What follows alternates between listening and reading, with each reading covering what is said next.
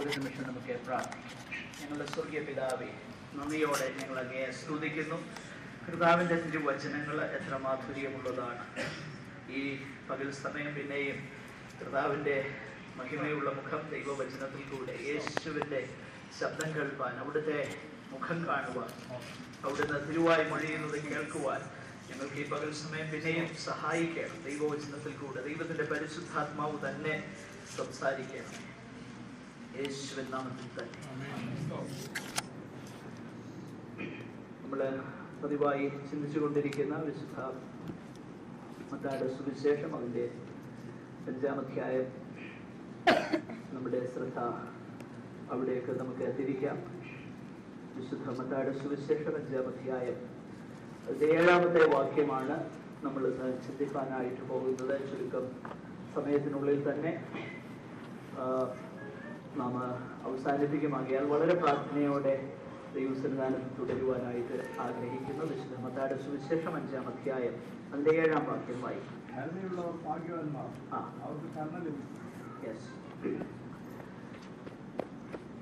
കഴിഞ്ഞ ആഴ്ചയിൽ അതിൻ്റെ മുകളിലുള്ളതാകുന്ന തിരുവചന ഭാഗം ചിന്തിപ്പാനായിട്ട് ദൈവം നമ്മെ സഹായിച്ചു. ഇന്ന് ഈ തിരുവചന ഭാഗത്തെ ആധാരമാക്കി അല്പനിമിഷം ചിന്തിപ്പാനായിട്ടാണ് നമ്മൾ കർത്താവിൻ്റെ കൃപയിൽ ശരണപ്പെടുന്നത്. ഈ ഭാഗ്യവർണ്ണനയുടെ അല്ലെങ്കിൽ ബിയാറ്റിറ്റ്യൂഡ്സ്, ബ്ലസ്സഡ് ബ്ലസ്സഡ് എന്ന് പറഞ്ഞ് ഉള്ളതാകുന്ന ആ ഭാഗ്യവർണ്ണനയുടെ ആദ്യത്തെ 4 ഭാഗ്യവർണ്ണനയുടെ പരിണിത ഫലമായിട്ടാണ് അടുത്ത ഭാഗ്യവർണ്ണനയെ കുറിച്ച് നമുക്ക് കാണുവാനും മനസ്സിലാക്കുവാനുമായിട്ട് കഴിയുന്നു. അത് ഇങ്ങനെ നമുക്ക് ശ്രദ്ധിപ്പാൻ കഴിയും. ഒന്നാമത് നമ്മൾ കണ്ടു, ആത്മാവിൽ ദരിദ്രരായവർ ഭാഗ്യവാന്മാർ. We are in need of God's grace again. നമ്മുടെ ദാരിദ്ര്യാവസ്ഥയെ മനസ്സിലാക്കുന്നത് കൊണ്ടും നമുക്ക് ദൈവത്തിന്റെ കരുണ ആവശ്യമാണെന്ന് നമ്മൾ തിരിച്ചറിയുന്നത് കൊണ്ടും as a result of that we become merciful. ദൈവത്തിന്റെ കരുണ നമുക്ക് ആവശ്യമാണ്. നാം ദരിദ്രരാണെന്ന് മനസ്സിലാകുന്നത് കൊണ്ട് സ്തോത്രം, ദൈവത്തിന്റെ കരുണ നമുക്ക് ആവശ്യമാണെന്നുള്ള തിരിച്ചറിവ്, നമ്മുടെ ആന്തരികമാകുന്ന ആ തിരിച്ചറിവ് അതിനൊരു ഫലമുണ്ടാക്കുന്നതാണ് 7-ാം വാക്യത്തിൽ നമ്മൾ കാണുന്നത്. നാം കരുണയുള്ളവരാകും. അതുകൂടാതെ അതിന്റെ 2-ാമത്തെ ബിയാറ്റിറ്റ്യൂഡ് നമ്മളിങ്ങനെ വായിക്കുന്നു, ദുഃഖിക്കുന്നവർ ഭാഗ്യവാന്മാർ, അവർക്ക് ആശ്വാസം ലഭിക്കും. ആത്മാവിന്റെ ദാരിദ്ര്യാവസ്ഥയെ ഓർത്ത് നാം ദുഃഖിക്കാൻ തുടങ്ങുമ്പോൾ അതിന്റെ ഫലമായിട്ട് സംഭവിക്കുന്നത് 8-ാം വാക്യത്തിൽ നമ്മൾ കാണുന്നു, we will be led to the purity of heart. When we mourn our sins, പാപത്തെ കുറിച്ച് ദുഃഖിക്കുന്നവരാണ് ഹൃദയശുദ്ധിയിലേക്ക് നടത്തപ്പെടുന്നത്. നമുക്ക് ആദ്യത്തെ 4 ബിയാറ്റിറ്റ്യൂഡ്സിന്റെ ആ ആന്തരികമാകുന്ന അനുഭവങ്ങളുടെ പുറമേയുള്ള പ്രകടനമാണ് അവസാനത്തെ 4 നമ്മൾ കാണുന്നത്. 3-ാമതായിട്ട് നമ്മൾ കണ്ടു, സൗമ്യതയുള്ളവർ ഭാഗ്യവാന്മാർ. സൗമ്യത നമ്മിൽ ഉണ്ടായി കഴിയുമ്പോൾ അതിന്റെ ഫലമായിട്ട് എന്ത് സംഭവിക്കുന്നറിയാം? 9-ാം വാക്യത്തിലേക്ക് വരുന്നു. സൗമ്യതയുള്ളവർ സമാധാനകാംക്ഷികളാണ്. സ്തോത്രം. സൗമ്യതയുള്ളിടത്തെ സമാധാനം ഉണ്ടാകുന്നത്. അപ്പോൾ സൗമ്യത എന്ന ആന്തരിക ഗുണം സമാധാനത്തിലേക്ക് നമ്മെ നയിക്കുന്നു. നമ്മൾ കഴിഞ്ഞ ആഴ്ചയിൽ കണ്ടു, നീതിക്ക് വിശന്ന് ദാഹിക്കുന്നവർ. അതിന്റെ അർത്ഥം എന്തെന്ന് നമ്മൾ വിശദമായിട്ട് ചിന്തിക്കുകയുണ്ടായി. നീതിക്ക് വിശന്ന് ദാഹിക്കുക, അങ്ങനെ നീതിക്ക് വേണ്ടി ദൈവഹിതം ചെയ്യാൻ വേണ്ടി ആഗ്രഹിക്കുന്നവർ. അതിന്റെ ഫലമായിട്ട് മറ്റൊരു കാര്യം പുറമേ ഉണ്ടാകും. അതാണ് 10-ാം വാക്യത്തിൽ നമ്മൾ കണ്ടത്. നീതി നിമിത്തം, നീതിക്ക് വേണ്ടി വിശന്ന് ദാഹിക്കുകയാണെങ്കിൽ ആ നീതിക്ക് വേണ്ടി വില കൊടുക്കാനും നമ്മൾ എന്താകും? അപ്പോൾ ആദ്യത്തെ 4 അനുഭവങ്ങളുടെ അല്ലെങ്കിൽ ആ വിശേഷമാകുന്ന ഗുണങ്ങളുടെ പ്രായോഗികമാകുന്ന പ്രാക്ടിക്കൽ ഔട്ട്വർക്കിംഗ് ആണ് അവസാനത്തെ 4 ബിയാറ്റിറ്റ്യൂഡ്സ്. അത് നമ്മൾ ശ്രദ്ധിക്കണം. അതിനെക്കുറിച്ച് പിന്നീട് നമ്മൾക്ക് വിശദമായിട്ട് ചിന്തിക്കാം. ഇന്നത്തെ പകൽ സമയം നമ്മൾ വായിച്ചതാകുന്ന ആ ഭാഗത്തേക്ക് നമുക്ക് കടന്നു വരാം. സ്തോത്രം. ഇവിടെ കർത്താവ് പറയുന്നതാകുന്ന വാക്കുകൾ ഇങ്ങനെയാണ്: കരുണയുള്ളവർ ഭാഗ്യവാന്മാർ, അവർക്ക് കരുണ ലഭിക്കും. Blessed are the merciful, for they shall be shown mercy. ഈ ബിയാറ്റിറ്റ്യൂഡിന്റെ ഒരു സവിശേഷത എന്നുള്ളത് ഇത് നമ്മിൽ നിന്ന് ആവശ്യപ്പെടുന്നതും അതിന്റെ ഫലമായി നമുക്ക് ലഭിക്കുന്നതും ഒന്നു തന്നെയാണെന്നുള്ളത് എല്ലാവരും ഇവിടെ ശ്രദ്ധിക്കണം. ഞാൻ പെട്ടെന്ന് അവസാനിപ്പിക്കാം. The requirement and the reward are the same. The requirement and the reward, നമ്മിൽ നിന്ന് ആവശ്യപ്പെടുന്നതും നമുക്ക് ലഭിക്കുന്നതും ഒന്നു തന്നെ.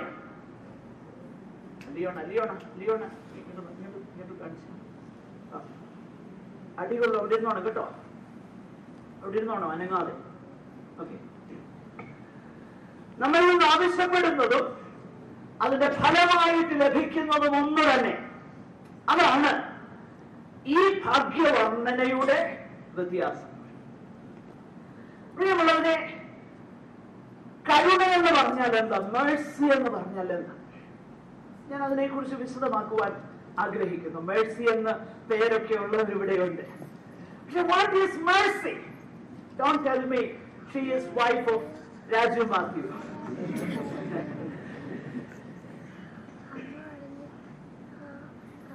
കരുണ എന്ന് പറഞ്ഞാൽ എന്താ?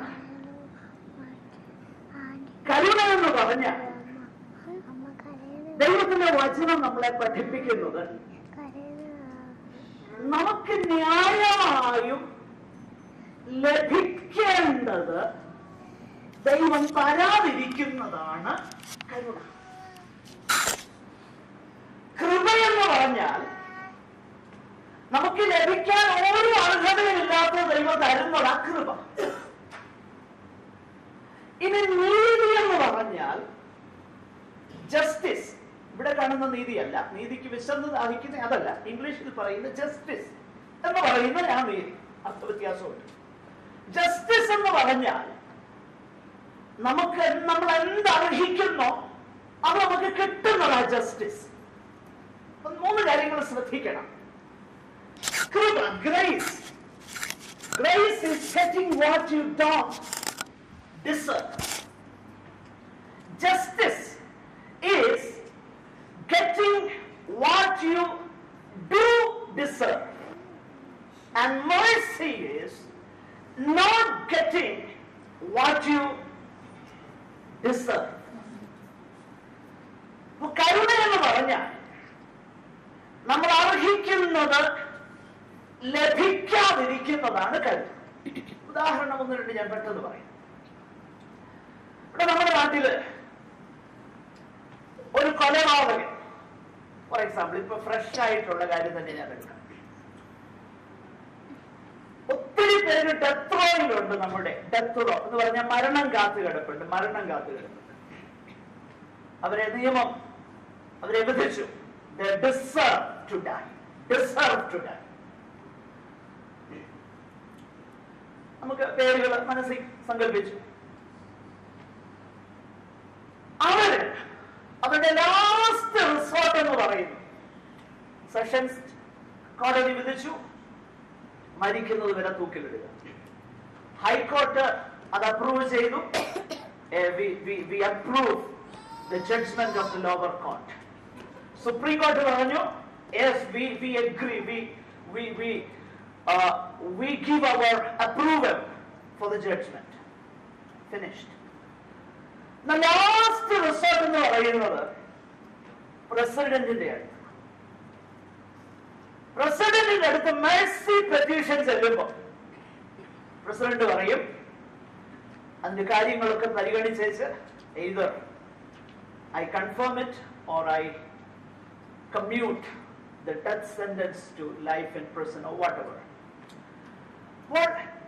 പ്രിയമുള്ളവരെ, ആ വ്യക്തി സമ്മതിക്കുകയാണ്, yes, I do deserve what the law decrees. നിയമം എന്ത് പറയുന്നോ അത് ഞാൻ അർഹിക്കുന്നു. എന്നാൽ അർഹിക്കാത്തത് എനിക്ക് തരണമേ എന്നുള്ള അപേക്ഷയ്ക്ക് മുൻപിൽ ലഭിക്കുന്ന ആ ആശ്വാസമാണ് കരുണ. ഇനി ഒന്നുകൂടെ മനസ്സിലാകണമെങ്കിൽ let's come to very down to earth. For example, നമ്മൾ ഇതിലെ വണ്ടി ഓടിച്ചുകൊണ്ട് പോകാതിരിക്കട്ടെ. വണ്ടി ഓടിച്ചുകൊണ്ട് പോകുമ്പോൾ ഈ റോങ് സൈഡ് അല്ലെങ്കിൽ ഈ വൺ വേയിൽ കൂടെ കയറി നമ്മളങ്ങ് ഓടിച്ചു. പരിചയമുള്ളവർ കാണും ഇവിടെ. വൺ വേയിൽ കൂടെ അങ്ങോട്ട് കയറി ഓടിച്ച് ചെന്ന് പെടുന്നത് ഒരു നീല ഉടുപ്പിട്ട് നിൽക്കുന്ന ആളിന്റെ മുന്നിലോട്ടാ. സങ്കല്പിച്ച് പിടിച്ചു. അപ്പൊ നമ്മൾ പറയും, ഓക്കെ, അറിയത്തില്ലായിരുന്നു സാറേ, പിന്നെ ഓക്കെ, നിനക്ക് അറിയത്തില്ലായിരുന്നു, okay, this time I let you go. അതാണ് കരുണ.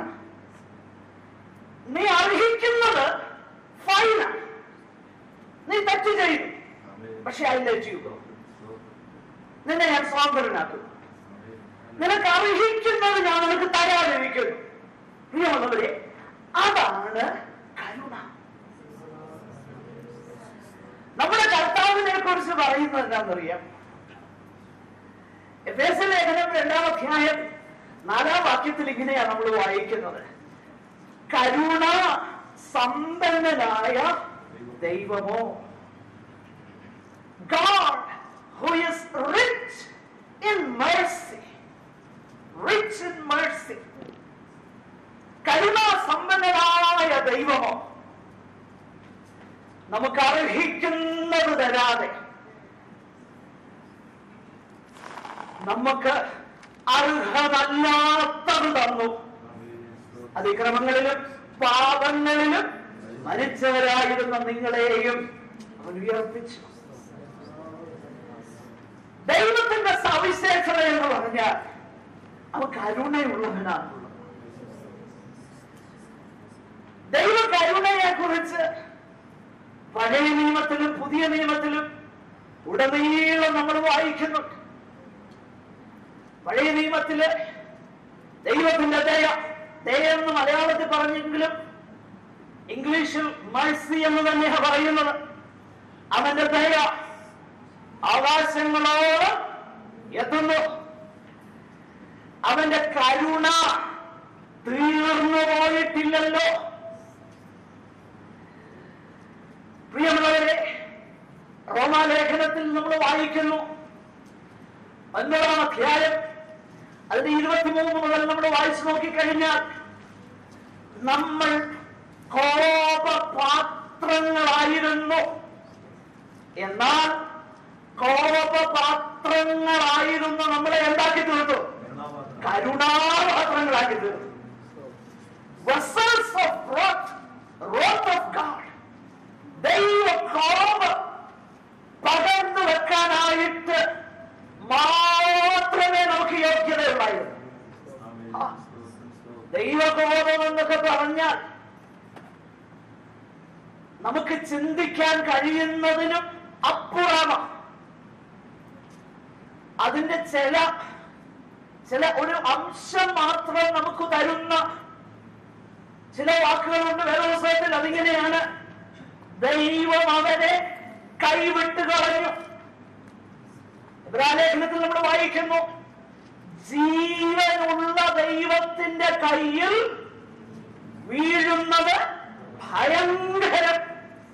നമ്മുടെ ദൈവം ദഹിപ്പിക്കുന്ന അഗ്നിയല്ലോ.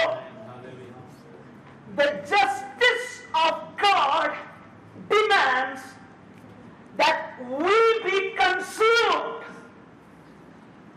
ദൈവത്തിന്റെ നീതി, അവന്റെ വിശുദ്ധി ആവശ്യപ്പെടുന്നത് നാം മുടിഞ്ഞു പോകും, നശിച്ചു പോകും. എന്നാൽ ദൈവത്തിന്റെ കരുണയെ കുറിച്ച് പറയുമ്പോൾ പഴയ നിയമത്തിൽ കരയുന്ന പ്രവാചകൻ എന്ന് വിളിക്കുന്ന യെരമ്യാവ് ഇങ്ങനെ പറയുന്നു: അയ്യോ, അവന്റെ കരുണ തീർന്നു പോയിട്ടില്ലല്ലോ. വിലാപങ്ങളുടെ പുസ്തകം 3-ാം അധ്യായം അതിന് 22-23 ഈ വാക്യങ്ങൾ ശ്രദ്ധിച്ചാൽ നാം മുടിഞ്ഞു പോകാതിരിക്കുന്നത് because of his mercy that we are not consumed. His justice demands that we be consumed because he is a consuming fire. അവന്റെ നീതി ആവശ്യപ്പെടുന്നു. അവൻ ദഹിപ്പിക്കുന്ന അഗ്നിയാകുന്നുണ്ട്. എന്നാൽ ദഹിപ്പിക്കുന്ന അഗ്നിയാകുന്ന അവിടുന്ന് അത് മാറ്റിയ ശേഷം കരുണ കരുണ കരുണ മേഴ്സി കരുണാപാത്രങ്ങളാക്കി നമ്മളെ എന്ത് ചെയ്തു തീർക്കുന്നു. യെരമ്യാവ് പറയുന്നത് ഇങ്ങനെയാണ്: രാവിലെ തോറും നിന്റെ കരുണ, നിന്റെ ദയ പുതിയതാകും. Great is thy faithfulness, O Lord, and morning by morning new mercies we see. രാവിലെ തോറും ഞങ്ങൾ എന്ത് കാണുന്നു? പുതിയ ദയ. എന്റെ പ്രിയരെ, നാം രാവിലെ കണ്ണു തുറക്കുന്നത് തന്നെ ദൈവത്തിന്റെ ദയയാകട്ടോ, അല്ലേ?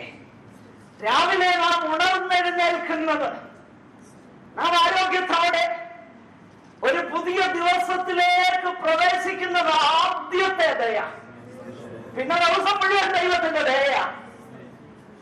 സങ്കീർത്തന പുസ്തകത്തിൽ നമ്മൾ വായിക്കുന്നത് ദൈവത്തിന്റെ ദയ നിരന്തരമാകും.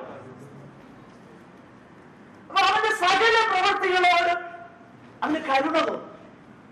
പ്രഭാതം തുടങ്ങുന്നതിന് രാവിലെ തന്നെ അവന്റെ ദയ പുതിയതാകുന്നു എന്ന് ദൈവത്തിന്റെ വചനം നമ്മളെ പഠിപ്പിക്കും.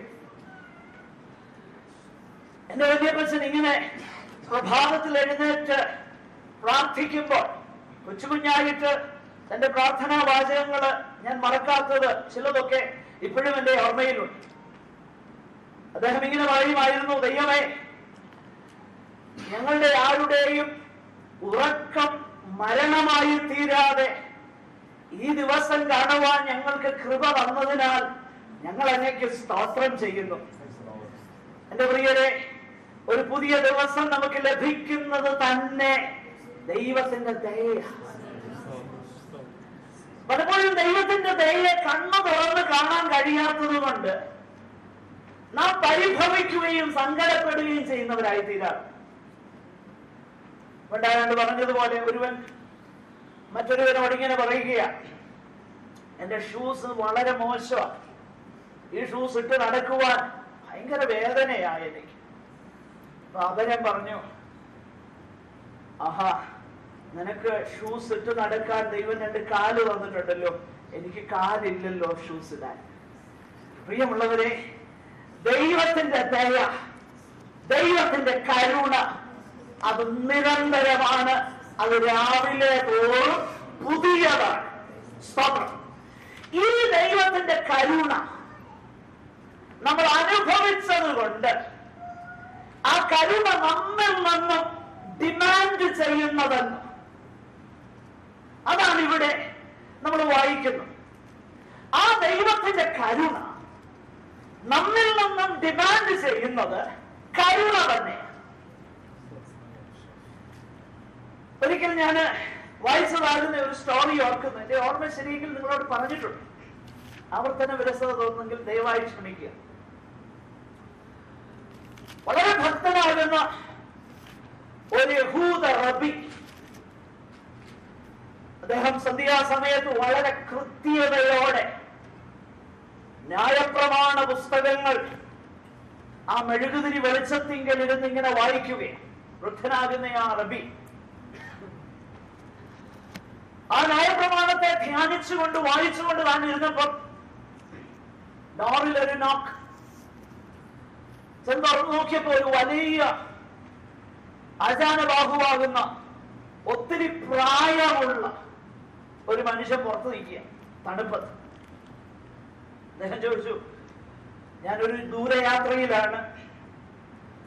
എനിക്ക് ഇന്ന് വൈകിട്ട് താങ്കളുടെ കൂടെ ഒന്ന് അന്തി ഉറങ്ങുവാൻ അവിടുന്ന് എന്നെ അനുവദിക്കുമോ? റബി പറഞ്ഞു, നിശ്ചയമായിട്ട്. കാരണം അത് അവന്റെ ഒരു കടമയാണ്. അവൻ അകത്ത് വന്നു. ആ വൃദ്ധനാകുന്ന മനുഷ്യൻ അകത്ത് വന്നു.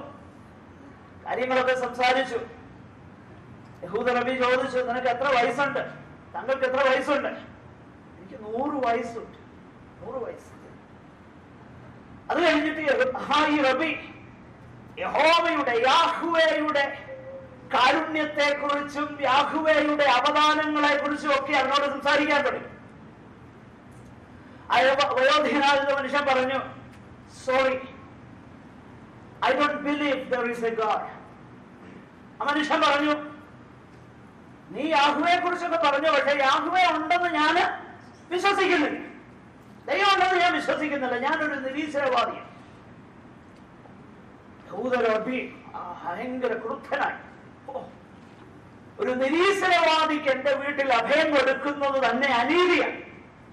അതുകൊണ്ട് കടക്ക് പുറത്ത് അവനെ വഴിയിൽ ഇറക്കി വിട്ടു. ആ മനുഷ്യൻ ആ തണുപ്പത്ത് നടന്നുപോയി. റബി വന്ന് വീണ്ടും പുസ്തകം പാരായണം ചെയ്യാനായിട്ട് തുടങ്ങി. ആ സന്ദർഭത്തിൽ ദൈവത്തിന്റെ ഒരു പ്രത്യേക ശബ്ദം താൻ കേട്ടു. കുഞ്ഞെ, നീ ആ ചെയ്തത് ശരിയാണ്. ആ വൃദ്ധനാകുന്ന മനുഷ്യനെ നീ എന്തിനാ തണുപ്പത്ത് ഇറക്കി വിട്ടത്? റബി പറഞ്ഞു, അയ്യോ, അവൻ നിരീശ്വരവാദി, അവൻ അങ്ങയിൽ വിശ്വസിക്കുന്നില്ല. ദൈവം പറഞ്ഞു, കുഞ്ഞെ, കഴിഞ്ഞ 100 വർഷങ്ങൾ ഞാൻ അവനെ കരുതുകയും പരിപാലിക്കുകയും അവനോടുള്ള എന്റെ ദയ വലുതായിരിക്കുകയും ചെയ്തു. കഴിഞ്ഞ 100 വർഷങ്ങൾ ഞാൻ അവന് കരുണ മാത്രമാണ് കൊടുത്തേ. ഒരു രാത്രി അവനോട് കരുണ കാണിപ്പാൻ നിനക്ക് കഴിഞ്ഞില്ലല്ലോ. എന്റെ പ്രിയരെ, നാം ഒരു കാര്യം മനസ്സിലാക്കണം. ദൈവത്തിന്റെ ദയ അവന്റെ സകല പ്രവൃത്തികളോട് അവന് കരുണ തോന്നും. അവിശ്വാസികളെന്നോ വിശ്വാസികളെന്നോ നമ്മുടെ ദൈവത്തിന് ഈ കാര്യത്തിൽ ഭേദമില്ല. ഞാൻ ഒന്നുകൂടെ പറയട്ടെ, അവിശ്വാസിയെന്നോ നിരീശ്വരവാദിയെന്നോ ദൈവമകനെന്നോ ഈ കാര്യത്തിൽ ഭേദം കാണിക്കാത്ത കരുണാസമ്പൂർണനാകുന്ന ഒരു ദൈവത്തെയാണ് ഞാൻ നിങ്ങളും സേവിക്കുന്നത്. ദുഷ്ടന്മാരെ നിഗ്രഹിക്കുവാനും ശിഷ്ടന്മാരെ പരിപാലിക്കുവാനും അവതാരങ്ങൾ സംഭവാമി യുഗേ യുഗേ ഓരോ അവതാരം ഉണ്ടാകുമെന്ന് പുരാണങ്ങൾ പഠിപ്പിക്കുമ്പോൾ ഈ സത്യവേദ പുസ്തകം പഠിപ്പിക്കുന്നു, നമ്മുടെ ദൈവം നല്ലവനാണ്. അവന്റെ സകല സൃഷ്ടികളോട് അവന് കരുണ തോന്നുന്നു. അങ്ങനെ കരുണയുള്ളവനാകുന്ന സ്വർഗസ്ഥനായ പിതാവിന്റെ മക്കളായി വിളിക്കപ്പെടുവാൻ ദൈവം നമുക്ക് ഭാഗ്യം തന്നെങ്കിൽ,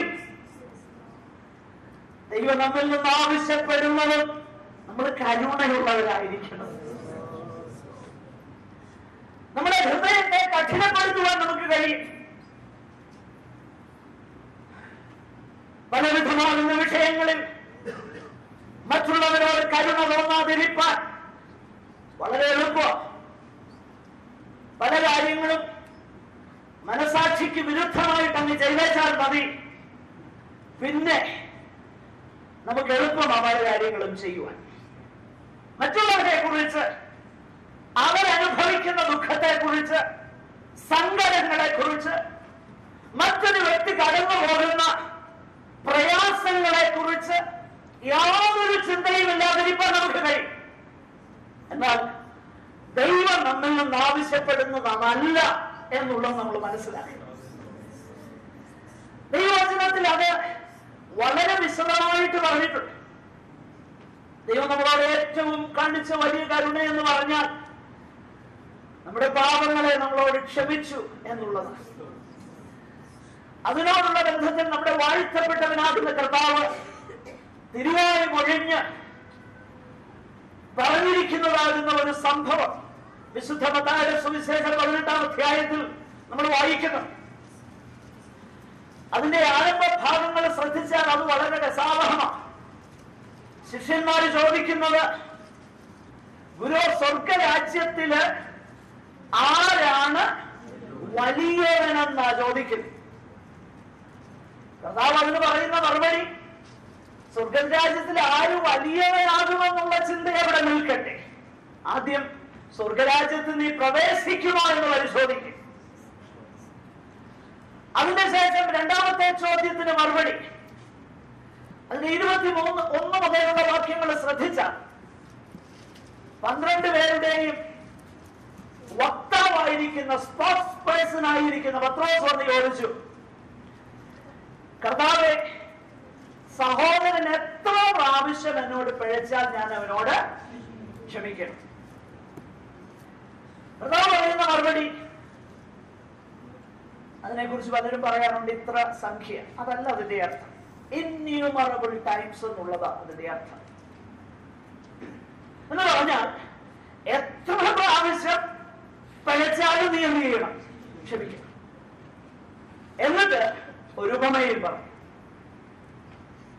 ഒരു വലിയ കടക്കാരൻ യജമാനന്റെ അടുക്കൽ വന്നു. യജമാന്റെ കരുണ വന്നു. കരുണ വീട്ടുവാൻ എനിക്ക് വകയില്ല. നമ്മൾ വായിക്കുന്നത് യജമാനൻ മനസ്സലിഞ്ഞു. എന്നിട്ട് പറഞ്ഞു, വീട്ടാൻ നിനക്ക് വകയില്ലല്ലോ, നീ തരണ്ട, ഇളച്ചു തന്നിരിക്കുന്നു, പൊക്കോ. അവൻ നടന്നു പോകുമ്പോ ചെറിയൊരു സംഖ്യ കടപ്പെട്ട ഒരു കൂട്ടദാസനെ കണ്ടു. അവന്റെ തൊണ്ടയ്ക്ക് പിടിച്ചിട്ട് എന്നാ പറഞ്ഞെന്നറിയോ? നമ്മൾ അങ്ങനെയാ വായിക്കുന്നു അല്ലേ? തൊണ്ടയ്ക്ക് പിടിച്ചിട്ട് പറഞ്ഞു, എന്റെ കടം തീർക്കുക. നമ്മൾ താഴോട്ട് വായിക്കുന്നത് യേശു കർത്താവ് അതിന്റെ അവസാനമായിട്ട് ഇങ്ങനെ പറയുന്നു. 33 മുതൽ നമ്മൾ വായിച്ചു നോക്കിക്കഴിഞ്ഞാൽ, എനിക്ക് നിന്നോട് കരുണ തോന്നിയതുപോലെ നിനക്കും കൂട്ടുദാസനോട് കരുണ തോന്നേണ്ടതല്ലയോ എന്ന് പറഞ്ഞു. 35-ാമത്തെ വാക്യത്തിൽ, നിങ്ങൾ ഓരോരുത്തൻ സഹോദരനോട് ഹൃദയപൂർവ്വം ക്ഷമിക്കാഞ്ഞാൽ സ്വർഗസ്ഥനായ എന്റെ പിതാവ് അങ്ങനെ തന്നെ നിങ്ങളോട് ചെയ്യും. ഈ വാക്യങ്ങളൊന്നും നമ്മൾ സീരിയസ് ആയിട്ട് എടുക്കാറില്ല. വളരെ സീരിയസ് ആയിട്ട് എടുക്കേണ്ട ഒരു വാക്യമാണിത്. കർത്താവ് പറയുന്നത്, നിങ്ങൾ ഹൃദയപൂർവ്വം ക്ഷമിക്കാഞ്ഞാൽ സ്വർഗസ്ഥനായ പിതാവ് എന്ത് ചെയ്യും? അങ്ങനെ തന്നെ ചെയ്യും. ഇവിടെയാണ് കരുണ കാണിക്കേണ്ടതിന്റെ ആവശ്യകത. ദൈവവചനം നമ്മൾ പരിശോധിച്ച് നോക്കിക്കഴിഞ്ഞാൽ, യാക്കോബിന്റെ ലേഖനം 2:13 ഇതേ മുന്നറിയിപ്പ് അവിടെയും നമുക്ക് ലഭിക്കുന്നു. യാക്കോബിന്റെ ലേഖനം 2-ാം അധ്യായം അതിന്റെ 13-ാം വാക്യം, കരുണ കാണിക്കാത്തവന് കരുണയില്ലാത്ത ന്യായവിധി ഉണ്ടാകും. നോക്കുക, കരുണ കാണിക്കാത്തവൻ എന്തുണ്ടാകും? കരുണയില്ലാത്ത ന്യായവിധി ഉണ്ടാകും. കരുണ ന്യായവിധിയെ ജയിച്ച് പ്രശംസിക്കും. അപ്പൊ കരുണ കാണിച്ചില്ലെങ്കിൽ കരുണയില്ലാത്ത ന്യായവിധി ഉണ്ടാകും. നേരെ മറിച്ച് നമ്മൾ കരുണ കാണിക്കുകയാണെങ്കിൽ എന്ത് സംഭവിക്കും? ഒരു വാക്യം കൂടെ എടുത്ത് നമുക്ക് പെട്ടെന്ന് വായിച്ച് ഞാൻ അവസാനിപ്പിക്കും. തിമോഥെയോസിന്റെ 2-ാം ലേഖനം അതിന്റെ 1-ാം അധ്യായം അതിന്റെ 18-ാമത്തെ വാക്യം ദയവായിട്ടൊന്ന് വായിക്കാം. ആ ദിവസത്തിൽ കർത്താവിന്റെ മകൻ കരുണ കണ്ടെത്തുവാൻ കർത്താവ് അവനെ സംഗതി വരുത്തട്ടെ. നോക്കുക, അവിടെ പൗലോസ്ലീഹ ജയിലിൽ കിടക്കുമ്പോ എഴുതുക പറയുന്നു, ആസ്യക്കാരെല്ലാവരും എന്നെ എന്ത് ചെയ്തു? വിട്ടുകളഞ്ഞു എന്ന് നീ അറിയുന്നല്ലോ. എല്ലാരും കൈവിട്ടു. എന്നാല് ഒനേസിഫൊരേസിന്റെ കുടുംബത്തെ നീ ഓർക്കണം. അവന്റെ സവിശേഷത എന്താ? അവൻ പലപ്പോഴും എന്നെ തണുപ്പിച്ചവനായ ഒനേസിഫൊരേസിന്റെ കുടുംബത്തിന് കർത്താവ് കരുണ നൽകുമാറാകട്ടെ. അവൻ എന്റെ ചങ്ങലയെ കുറിച്ച് ലജ്ജിക്കാതെ ഞാൻ റോമയിലെത്തിയ ഉടനെ താല്പര്യത്തോടെ എന്നെ തിരഞ്ഞു കണ്ടെത്തുകയും ചെയ്തു. ആ ദിവസത്തിൽ കർത്താവിന്റെ പക്കൽ കരുണ കണ്ടെത്തുവാൻ കർത്താവ് അവന് സംഗതി വരുത്തുമാകാകട്ടെ. പ്രിയമുള്ളവരെ, നമ്മുടെ ക്രിസ്തീയ ജീവിതം നാം വളരെ സീരിയസ് ആയിട്ട് എടുക്കണം. നാം പ്രവൃത്തിയാൽ അല്ല രക്ഷിക്കപ്പെടുന്നത്, എന്നാൽ നാം ചെയ്യുന്ന ഓരോ പ്രവൃത്തിക്കും കൃത്യമായ റെക്കോർഡ് സ്വർഗത്തിൽ ഉണ്ടെന്നുള്ളത് നമ്മൾ മനസ്സിലാക്കണം. എന്റെ പ്രിയരെ, അത് മനസ്സിലാക്കാൻ ഒരു പ്രയാസമില്ല. ഇപ്പോൾ ഇവിടുത്തെയോ അല്ലെങ്കിൽ എവിടുത്തെയോ ഗവൺമെന്റ് ചിന്തിക്കുകയാണ്, ഞാൻ ആരോടൊക്കെ വർത്താനം പറയുന്നു, ആർക്കൊക്കെ SMS അയക്കുന്നു, ഞാൻ ഏതൊക്കെ വെബ്സൈറ്റ് വിസിറ്റ് ചെയ്യുന്നു, എന്തെല്ലാം എന്റെ ഇമെയിലിൽ എഴുതുന്നു, ഇതെല്ലാം മോണിറ്റർ ചെയ്യുവാൻ ഒരു പ്രയാസമില്ല. Let me tell you,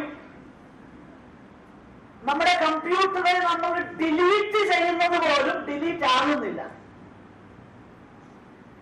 delete ചെയ്തതൊക്കെ റിക്കവർ ചെയ്യാൻ കഴിയും. Anything can be recovered. ഇന്ന് ലോകത്തിലെ മനുഷ്യൻ അത് ചെയ്യാൻ കഴിയുമെങ്കിൽ ഹല്ലേലൂയ, സ്വർഗസ്ഥനാകുന്ന പിതാവിന് എത്രയധികമായി അത് കഴിയും എന്നുള്ളത് നമ്മൾ മനസ്സിലാക്കണം. Every action, every intention behind the action is recorded there. Hallelujah. അതുകൊണ്ട് കരുണ നമ്മൾ പ്രാപിച്ചതുകൊണ്ട് നാം കരുണയുള്ളവരാകുമെങ്കിൽ ഇനിയും കരുണ നമുക്ക് ലഭിക്കാൻ പോകുന്നു. ചില നൂറ്റാണ്ടുകൾക്ക് മുൻപ് ജീവിച്ചിരുന്ന വിശുദ്ധനാകുന്ന ഒരു മനുഷ്യനുണ്ട്. തോമസ് ഹുക്കർ എന്നാണ് അദ്ദേഹത്തിന്റെ പേര്. ഒരു പ്യൂരിറ്റൻ സെയിന്റ്. ഇംഗ്ലണ്ടില്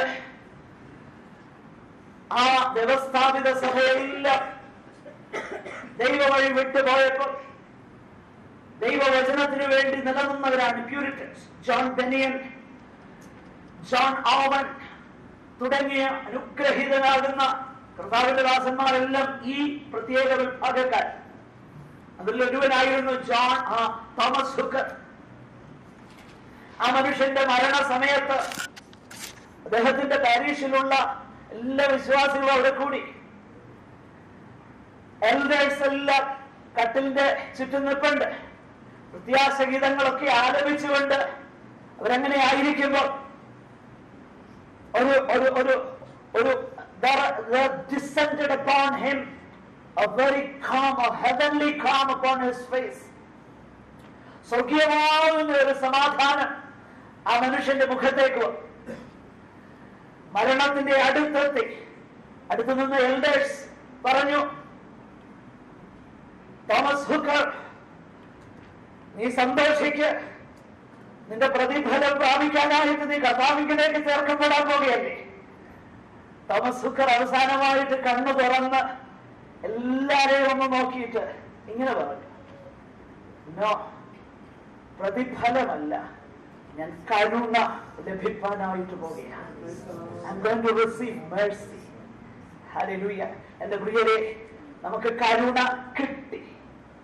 കരുണ കിട്ടിയത് കൊണ്ടാണ് നമ്മൾ ഇന്നിവിടെ വന്നത്. കരുണ ലഭിച്ചത് കൊണ്ടാണ് നമ്മൾ ദൈവമക്കളായത്. കരുണ ലഭിച്ചത് കൊണ്ടാണ് സുവിശേഷം കേൾക്കാൻ ഭാഗ്യം ലഭിച്ചത്. കരുണ ലഭിച്ചത് കൊണ്ടാണ് നമ്മുടെ സാഹചര്യങ്ങളിൽ നിന്ന്, നമ്മുടെ കുടുംബങ്ങളിൽ നിന്ന്, നമ്മുടെ കൂട്ടുകാരിൽ നിന്ന് യേശുവിനെ അറിയുവാൻ, യേശുവിനെ കുറിച്ച് കേൾക്കുവാൻ വിവിധ സാഹചര്യങ്ങളിൽ കൂടെ, ഒരുപക്ഷെ അത് രോഗമാകാം, കടബാധ്യതയാകാം, എന്തുമാകാം, യേശുവിനെ കുറിച്ച് അറിയുവാൻ, കേൾക്കുവാനായിട്ട് ഇടയായത് ദൈവ കരുണയാണ്. അങ്ങനെയെങ്കിൽ കരുണയിൽ തുടങ്ങി കരുണയിൽ വഹിക്കപ്പെട്ട് കരുണ ലഭിക്കാൻ പോകുന്ന നാം കരുണയുള്ളവരാകുവാൻ ദൈവം നമ്മോട് ആവശ്യപ്പെടുന്നെങ്കിൽ അവന്റെ കൃപയാൽ, അവന്റെ ആത്മാവിനാൽ അത് നമ്മുടെ ജീവിതത്തിൽ ധാരാളമായി ഉണ്ടാകേണ്ടതിന് ദൈവാത്മാവിന് നമ്മെ തന്നെ വിധേയരാക്കാം. നമുക്ക് നമ്മുടെ കണ്ണുകളെ അടയ്ക്കാൻ നമുക്ക് വീണ്ടും പ്രാർത്ഥിക്കാം. ഇന്ന് വരുന്നതിൽ സമയം ദൈവത്തിന്റെ ആത്മാവ് നമ്മോട് സംസാരിച്ചു എങ്കിൽ കേട്ടതാകുന്ന തിരുവചനത്തിന്റെ മുൻപാകെ കർത്താവേ, നിന്റെ വചനത്തിന്റെ മുൻപാകെ എന്നെ നീ പരിശോധിക്കണമേ. എന്നിൽ വ്യസനത്തിനുള്ള മാർഗമുണ്ടോ എന്ന് നോക്കിയിട്ട്